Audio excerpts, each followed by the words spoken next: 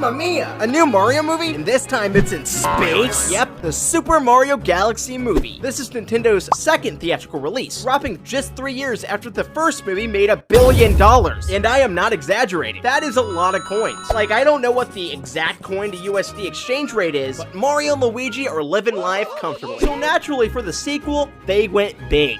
We're talking Super Mario Galaxy, one of the most beloved Mario games of all time. Growing up, this was the Mario game, widely considered a masterpiece, so this should be a slam dunk, right? Well, here's the thing. This movie has Mario Galaxy in the title, but the actual Galaxy part kind of feels like it's barely there. And trust me, we are going to talk about that. Now, to be clear, I actually had a really good time with this movie. Unlike a lot of critics who seem to hate this thing's existence, I enjoyed it. It's fun, it's chaotic, it's got a lot going for it. But it's also got some pretty noticeable problems. I've got a lot to say about this one.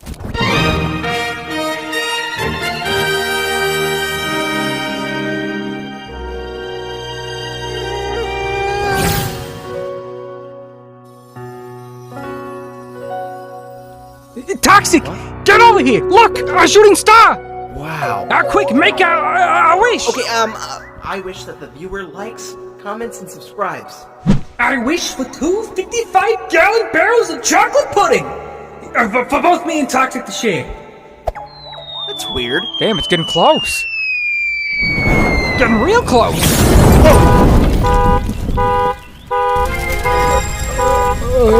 Oh man. Hey dude, are you hurt? Oh, poor thing. Hey, did you happen to bring 2 55-gallon barrels of chocolate pudding? What? I think I broke something. So that's a no on the pudding? Right out of the gate, we've got to talk about how stunning this movie looks. Every star in the sky, every tiny thread on Mario's overalls, all of it is insanely detailed and downright beautiful. Just like the first movie, Illumination absolutely knocked it out of the park, bringing the Mario world to the big screen. And now that they're diving into Galaxy, it's even more of a visual spectacle. Honestly, when it comes to pure eye candy, this is exactly what I expect from Illumination. And they delivered big time. I'm not even kidding. How insanely good this movie looks might be one of my favorite things about it. But let's take a second here. What actually makes the Mario Galaxy game so unique? Oh, chocolate pudding! Close, but no, wait, what the fuck? What I'm referring to is the gravity mechanics and the spherical level design. Those are the staples of what makes the Mario Galaxy game so Galaxy-y. And you're probably wondering if they included that in the movie, and the answer is a disappointing, well, kinda. You see, this is part of why I said earlier that the Super Mario Galaxy movie is really Galaxy in name only. We barely get any of that stuff at all. Aside from Wart's casino scene with Peach and Toad, where they kind of half-assed it with the whole walking on walls upside down thing. I'm not saying that was a bad scene. Honestly, it's the only moment where we actually see those in-game mechanics, so I'm glad it's there. But it's a shame that they didn't really take advantage of the iconic planet hopping that makes the game so special. Now, don't get me wrong, this doesn't ruin the movie or anything. This is just me nitpicking a bit. Another huge staple of the Galaxy games is that wonderful orchestral score. And man, they absolutely nailed it here. They've got all your favorites. Good Egg Galaxy, Gusty Garden Galaxy, the Comet Observatory. Me and Sakai, we were in the theater like, whoa, oh shit! Oh my Guardians! That's just like oh my god! Alright man, what's going on? What's your deal? Yeah, who are you? My name's Larry. Larry Luma. I come from a place far, far away, out in space. Real pretty place too. Stars everywhere, all shining nice and bright. Only problem was, I didn't shine like the rest of them. See, all the other Lumas, they were floating around, glowing all perfect and round and normal looking. And then there was me, kinda lumpy. Glow was all weird. Yeah, that checks out. Hey, what? Be nice. Sorry, go on. They used to laugh at me. I didn't really mind at first. You're a fucking freak. Yeah, why don't you go kill yourself? Well, maybe I did a little. Yeah, I would too, man. Wait, that's not from the crash? That's just the way you talk? Yeah. Okay, so as far as the movie's storyline goes, it's pretty simple, and honestly that works perfectly for the kind of movie this is. It follows Mario, Luigi, Peach, and this can't be no. They travel across space to rescue Princess Rosalina from Bowser Jr., who's using her power to fuel a universe-destroying cannon in an attempt to free his shrunken dad Bowser. See? Nothing too crazy. That level of simplicity is exactly what you'd expect, especially considering how safe the last movie played it. Although, the movie's pacing is something a lot of people are saying is way too fast. And whew, yeah, I'm not gonna lie, the movie jumps from one plot point to the next in a blink of an eye, barely giving anything time to breathe, especially in the second and third acts. By the time we hit Act 3 with the Dinosaur Planet, Baby Mario, Baby Luigi, and the final fight against Dry Bowser and Bowser Jr., things start to feel kinda cluttered. Like, there's just a lot going on all at once. It feels like the movie is trying to cram in as many ideas, moments, and payoffs as possible, and it ends up getting a little chaotic. Pacing is so fast that people are actually straight up calling it Jingling Keys the movie. I kind of agree with the criticism, but I'm not even complaining because those jingling keys were fun as hell. Now, none of that stuff really bothered me, but what did bother me is how little screen time Princess Rosalina actually got. This is a Mario Galaxy movie, and Rosalina arguably is the most important character from those games.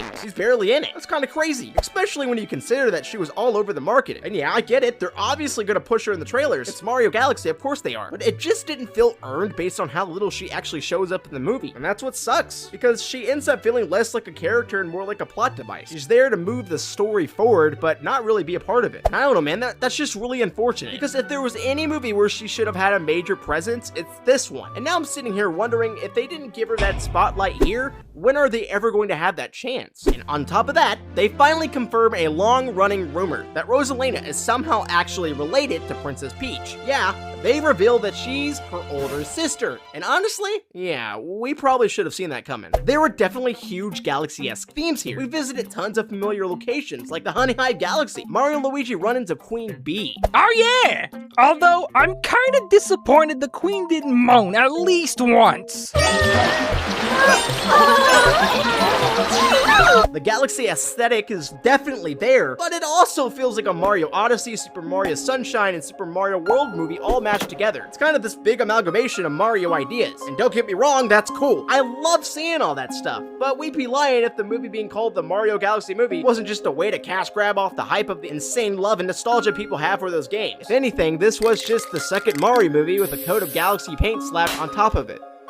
Well, I say we march up there and give those Lumas a piece of our mind. Just because your eyes are too far apart, you drool every time you open your mouth, and you sound like you got hit in the head really hard, that doesn't give them the right to treat you like that. Sorry. Would you really do that for me? Of course, man. Toxic? I just got the best idea ever! We have to do this! I don't like that look. Imagine it! You, me, in space! Toxic and Sock Guy, galactic heroes! It would be awesome! We stand up for this Larry guy, right? Then, the rest of them get so incredibly intimidated by our sheer badassery, they'll have to give us a lifetime supply of chocolate pudding! Dude, what is with you and chocolate pudding today? This movie is packed with Easter eggs, cameos, and references to Nintendo characters far beyond just the Mario franchise. There are honestly too many to break down in detail, so we're gonna do a quick rapid-fire segment covering things you might have missed if you weren't paying close attention. But before we get into that, we have to talk about one character in particular because they stand out more than anything else in this movie. Mr. Barrel Roll himself, Fox frickin' McCloud. And no, this isn't just some one-and-done throwaway gag. Our favorite intergalactic mercenary Fox is a full-blown supporting character with more screen time than Rosalina. Yeah, isn't that sad? Now here's the crazy part. About 2 months before the movie was released, Illumination dropped a trailer that showed for a split second what looked like a very familiar pair of legs. And once the Starfox rumors started circulating, you were either thinking, okay, these people are out of their minds. Why on Corneria would they put Fox in this movie? Or, alright, maybe he's in it, but probably just a tiny cameo, right? So at that point, we're all thinking we'll just have to wait for the movie to find out. Except we didn't, because Nintendo themselves went ahead and spoiled it with a Twitter post, basically rolling out the red carpet for a character that absolutely should have been a surprise, just days before the movie even released. Oh yeah, that would have been a mind-blowing surprise in theaters. Exactly, huge missed opportunity. But aside from that, Fox McCloud's inclusion was so cool. We even got a quick look at the rest of the Star Fox team in this stylized badass intro animation. Dude, that was peak. Voiced by Glenn Powell, who unlike a lot of the casting choices here, what the fuck actually makes sense. He did a really good job. Fox got sucked into a black hole and dumped into another universe. Now he's stuck doing odd jobs to fix his warp drive so he can get back to the Lilat system and reunite with his team. Now his characterization here is a bit different from previous portrayal. He comes off more eccentric and quirky, instead of the calm and focused leader we're used to. I think he feels a lot more like Falco here. But who gives a flying Koopa Troopa? Fox is in a Mario movie. That alone is cool as hell. Now, give me a Starfox movie, Nintendo. Let's rapid fire every Easter egg and reference in the Super Mario Galaxy movie. Ready? Go! We see Donkey Kong briefly in Brooklyn. Doc Lewis and Little Mac from Punch-Out run past the camera. When Mario opens his closet, you can spot a hard hat from Super Mario Maker and a Shine Sprite pattern shirt. Luigi shows Bowser Jr. his moves. Captain Falcon. In the Gateway Galaxy, we spot a family of Delfinos from Super Mario Sunshine. And in the casino, Mauser, Birdo, and Wart all show up, pulled straight from Super Mario Bros. 2, which could also double as a Zelda reference. Rob is working the information desk in the Gateway Galaxy. On the flight deck, Samus's gunship takes off, and right after that, the Pikmin arrive in Olimar's ship. Fox McCloud appears along with a quick glimpse of the entire Star Fox crew like I mentioned earlier. Both Flood from Super Mario Sunshine and the Poltergeist 5000 from Luigi's Mansion appear as brief cameos in Bowser Jr.'s arsenal. And this one's pretty obvious. This big dinosaur is straight from Mario Odyssey. There's also another Super Mario Maker reference when Bowser Jr. traps Mario and Peach. He uses the Bowser OS interface to place obstacles like fireballs and swamps, just like building a level. Luigi uses Bowser Jr.'s magic paintbrush and accidentally creates Mr. Game & Watch, who fights using his Smash Brothers moveset. The Dragon Boss from Mario Odyssey shows up here. And finally, in the movie's post-credit scene, we get our first look at Princess Daisy. That's about it. I mostly had a great time with this movie. It's an absolute blast from start to finish. If I had to sum it up, the thing feels like being strapped into a roller coaster for 90 minutes straight. It's loud, it's flashy, it's constantly throwing something fun in your face, and I was eating it up. But here's where I have to put the shades down for a second. The first movie, it actually had a little more going on. The characters bounced off each other better, they grew a bit more, it felt like there was something under the surface. Galaxy, this thing is playing it safe, like aggressively safe, and that's literally the only reason this isn't higher. I'm giving the Mario Galaxy movie an 8.5. Did I have a great time? Absolutely. Am I still a complete Nintendo fanboy? Without question. So yeah, whatever Nintendo and Illumination are cooking next, I'm there. Day one, front row, popcorn in hand. But before we wrap this review up, I've got a question for you. Which galaxy did you want to see that they totally missed? Let me know in the comments. Alright, you guys ready? Yep. Okay, everyone stand back.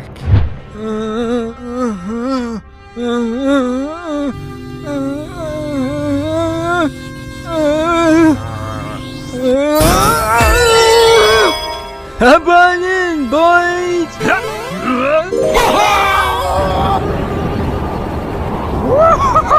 Yeah! Yeah, look at this, Toxic, we're flying through Toxic. Oh my god, no, Toxic, no, Toxic, no, why did we think this was a good idea? Why didn't you put on a spacesuit first? Why didn't you put on a spacesuit first? No!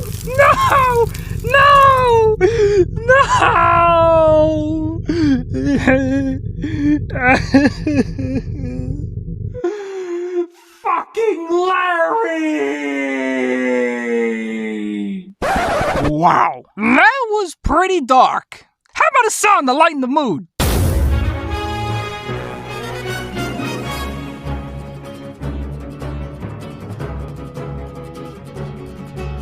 Look over there, is that Luigi?